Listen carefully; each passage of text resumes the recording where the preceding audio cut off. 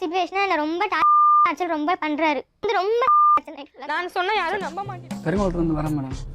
மனைவிக்கு ஒரு மனசா. படிக்கலையா நீங்க? படிச்சிருக்கேன் மேடம். என்ன படிச்சு? Diploma computer. கூட பிறந்தவங்க யாரெல்லாம்? தம்பி தங்கச்சி. அப்பா அம்மா ரெண்டு பேருமே வேலைக்கு போகலையா? இதை போகிறது மேடம். எப்போலேருந்து உங்களுக்கு உங்கள் ஒய்ஃப்க்கும் பிரச்சனை? ஒரு 1.5 வருஷமாக இருக்கும் மேடம். எங்கே எப்படி பொண்ணு அப்பா பார்த்தா வந்து குன்றத்தூரில் புதுநல்லூரில் தெரிஞ்சவங்க மூலியமாக பார்த்தாங்க. சொல்லுங்கள், ஏன் உங்கள் 2 பேருக்கு பிரச்சனை? ஃபஸ்ட்டு கூட வஞ்சலில் இருந்தோம், நல்லா சந்தோஷமாக இருந்தோம். முதல் இருந்தோம் பார்த்ததில் அங்கே சின்ன ஒரு பிரச்சனை ஒன்று ஆயிடுச்சு. என்னாச்சு?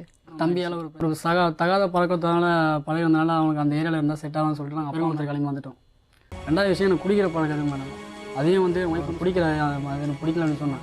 அதனாலே நான் குடிக்கிறதை விட்டுட்டு மாட்டேன். கரெக்டாக வேலைக்கு வீட்டுக்கு வருவேன். வாரமான சம்பளம் 3000 தொடர்ந்து ஒரு மாதம் கரெக்டாக கொடுத்துருந்தேன். நான் கரெக்டாக ஒரு நாள் கூட நான் குடிக்கவே இல்லை. இது அவங்களுக்கும் தெரியும், அந்த தெருவில் எல்லாருமே தெரியும். அது இல்லாமல் ஆரம்பத்துலேருந்து எங்கள் ஒய்ஃபு எனக்கும் சின்ன ஒரு மிஸ் அண்டர்ஸ்டாண்டிங் இருந்துகிட்டே இருக்குது. அவங்க மாமா, அவங்க அப்பா, அவங்க அண்ணன் எல்லாமே 4 பேர் இருந்தாங்க. அன்றைக்கி இவங்க வந்து கூப்பிட்டு சொல்கிறேன், என்ன பொண்ணால் தான் போக முடியலையே, அப்போ நான் இல்லையா அப்படின்னு ஒரு மாதிரி. இந்தமாரி பேசுறது சரியில்லை சித்தப்பா, இதெல்லாம் சரியில்லை சித்தப்பா, நீங்களே பேசுங்க அப்படின்னு சொன்னேன்னா அவங்க மாமா திட்டினாங்க அவங்கள. அப்போ 2 நாள் கழிச்சு மறுபடியும் உள்ளே உட்காந்து கேம் நடந்தேன். பாத்ரூம் குளிச்சிருந்து எனக்கு தெரியாது. வந்து ஒரு மாதிரி தப்பான முறையில் பேசினாங்க.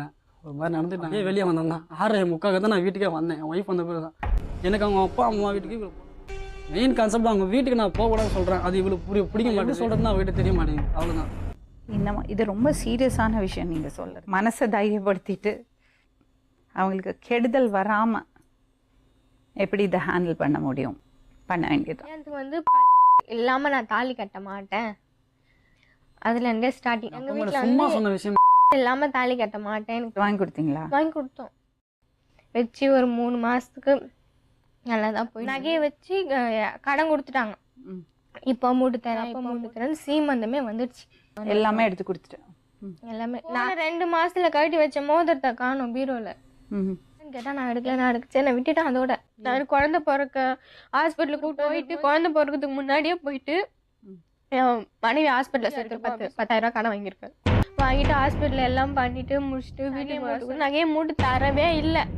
வீட்டுக்காக தானே மூட்டு கொடுக்காமலே 3 மாதம் கூட ஆகலை, 1.5 மாதம் தான். கிளம்பி வந்துட்டேன். நைட்டில் லேட்டாக தான் வருவார். ஒரு மாதிரி ஸ்மெல் வரும். பீஃப் சாப்பிட்டேன் அப்படி இப்படின்னு சொல்லுவேன். நான் விட்டுருவேன். இவங்க பேசுறதால தான் சண்டை வருது, நம்ம ஏன் இப்படி கல்யாணம் பண்ணோம் அப்படின்னு சொல்லிட்டு நைட் அங்கே இருக்க சொல்ல சீட் ஆடுவார். சீட்டு அடிப்படியா போச்சு. அப்படி நல்ல நாள் இருக்கும் போது போகலன்னா கூட நீ இல்லைன்னா நான் காசு கொடுத்தா 1000 பொண்ணு அப்படிலாம் சொல்ல. அதுக்கு பயந்து எத்தனை மாட்டேன். என்ஜினியர் சொல்லி கல்யாணம் பண்ணாரா? தான் சொன்னாங்க. எங்க டிப்ளமா பண்ணீங்க? இது பாலிடெக்னிக்ல. என்னென்ன சப்ஜெக்ட் இருந்தது? Maths and Tamil, English, general knowledge. Second இயர்ல தான் என்னது சிஏ? சிஏனா சிஸ்டம் மேனேஜ். சிஏனா கம்ப்யூட்டர் அப்ளிகேஷன்ஸ். போய் சொல்லி கல்யாணம் பண்ணாருது. எப்படி மனசு வருது போய் சொல்ல? அப்புறம் நைட்டு 12 மணி 1 மணிக்கு வர ஆரம்பிச்சார். நான் என்ன சொன்னா 12 மணி 1 மணிக்கெலாம் வரேன்ட்டு அவர் கூட நான் சந்தோஷமா இருக்கல. எனக்கு கோவம். நீ என் கூட சந்தோஷமா இல்லாத நீ என் வீட்டில் இருக்கிற பிள்ளைங்களை வாங்கின்னு வெளியே அனுப்பிச்சிட்டாரு. என் நகையை போட்டு எனக்கு ஊர் அறியா உலகறியா எனக்கு கல்யாணம் பண்ணி கொடுத்தாங்க. எல்லாரையும் கூப்பிட்டு நகையை கூட நான் போறேன், என்னால சும்மா போக முடியாதுன்னு சொன்னேன். காது மேலே காதுல இருந்து ரத்தம் வந்துச்சு. இப்போ கூட இந்த நேரம் கூட எனக்கு சாப்பிட்ட அந்த இந்த இடத்துல வலிக்கும். உங்க பையன் என்ன படிச்சிருக்கான்னு சொல்லி? டிப்ளமா தான் படிச்சேன். என்ன டிப்ளமா படிச்சான் உங்க பையன்? அவனுக்கு தான் அறிவு இல்ல, பெரியவங்க. உங்களுக்குமா புத்தி இல்ல? எதுவுமே படிக்கல அவன். எல்லாமே போய் இதுல மருமகளை கொடுமைப்படுத்தல் வேற. நகையை கேட்கல யாருமா கேக்குறது? யாரு கேக்குறதுன்னு இந்த பையனுக்கு தான் புத்தி இல்ல. நீங்க இவ்வளவு பெரிய யோசிக்க ஒரு பொண்ணோட வாழ்க்கையை கெடுக்கிறோமேன்னு. உங்க வீட்டுல பொண்ணு இல்ல? முதல்ல அவளை ஏமாத்தினத்துக்கு எல்லாரும் பதில் சொல்லணும் குடும்பத்தோட. அதுக்கப்புறம் பாப்போம் என்னமா சிச்சுவேஷன். இப்ப என்ன சிச்சுவேஷனா என்ன ரொம்ப நைட் ஃபுல்லா தூங்கிடாம நான் சொன்னா யாரும் நம்ப மாட்டேங்கிறாங்க. யாரும் நம்ப மாட்டேங்கிறாங்க. என் பக்கம் யாரும் பேச மாட்டேங்கிறாங்க. அன்னைக்கிட்ட போய் சொல்றாரு இந்த மாதிரின்ட்டு. இந்த தங்கச்சி அப்படி இருக்க மாட்டேங்குது. அதனால எங்க அம்மாவுக்கு இவருக்கு உங்க அம்மா அவர்கிட்ட தப்பா நடந்துக்கிறாருன்னு வந்து அசிங்கமா இல்ல உனக்கு பொண்ணை கொண்டு இப்படி ஏமாத்திருக்கான் அவன். இன்ஜினியரிங் படிச்சிருக்கான், அது இது. மேடம் 20,000 கேட்டாரு மேடம். யாரு கேட்டாங்க? சொல்ல இவரா? Very good. வண்டி எடுத்து கொடுத்துருக்கேன். 12,000 நகை போட்டுருக்கான். எதுக்கு வண்டி எடுத்து கொடுத்தா? மேடம் எடுத்து குடுக்கலாம், தாலி கட்ட மாட்டேன், சத்திரத்துல எழுந்து போயிடும்னு சொன்னா மேடம். அவன் பண்ண ஆட்டத்துக்கெல்லாம் நீங்க கூட்டு நின்னு இருக்கீங்க 2 பேரும். அப்பா ஃபர்ஸ்ட் ஆஃப் ஆல் உங்க பையன் படிக்கவே இல்ல, ஏன் போய் சொல்லி கல்யாணம் பண்ணீங்க? இன்ஜினியரிங் ஃபர்ஸ்ட்ல ஆரம்பத்தெல்லாம் சொல்லல, அப்புறமா கேட்டதுனால தான் சொன்னாங்க. படிச்சிருக்கேன்.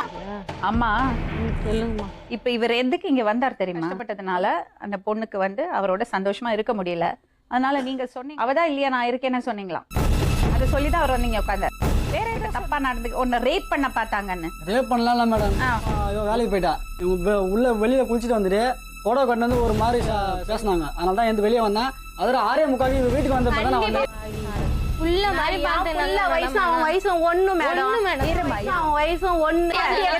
நகைய வாங்கி வச்சு ரேஸ் கோர்ஸ் போயிட்டான், ஊரு பூரா கடன் வாங்கிட்டான். லாஸ்ட் திங் இங்க வந்து ஒண்ணுபடுத்துறதுக்கு இதுதான் வழி. அதுக்குதான் உனக்கு தகுதி இருக்கா? அவங்கள குறை சொல்றியே. அந்த பொண்ணை பார்த்தா இல்லையா? ஏமா உங்களுக்கு எல்லாம் மனசாட்சியே இல்லையாமா? கல்யாணம் பண்ண சொன்னா வயசு எதுக்கு கல்யாணம் உங்க பையனுக்கு? எங்க 2 குழந்தை பெக்கிற வரல உனக்கு கொடுமை அந்த பொண்ணுக்கு வாழ்க்கையே சொல்லிதான் மேடம் ஏமாந்தேன் நான். இல்லைன்னா நான் கொடுத்துருக்கேன்னு சொன்னாலும் ஏமாந்துட்டேன். அம்மா இந்த பாருங்க, இதுல பிரயோஜனமே கிடையாது. அப்ளை பண்ணுங்க. இந்த மாதிரி இதெல்லாம் லாய்க்கே படாது. இந்த பசங்க கூட நிக்கிற இந்த பேல இவங்க தான் துரோகிங்க, மகா பாவிங்க. பிள்ளைங்க வாழ்க்கையை கெடுக்கிறது. ஒரு பெண்ணு பிறக்கிறதுக்கு முன்னாடிக்குள்ளேயே கொலை பண்ணறதுக்கு காரணம் இந்த வரதட்சணை கொடுமை தான். இதை என்கரேஜ் பண்ணாதீங்க ப்ளீஸ்.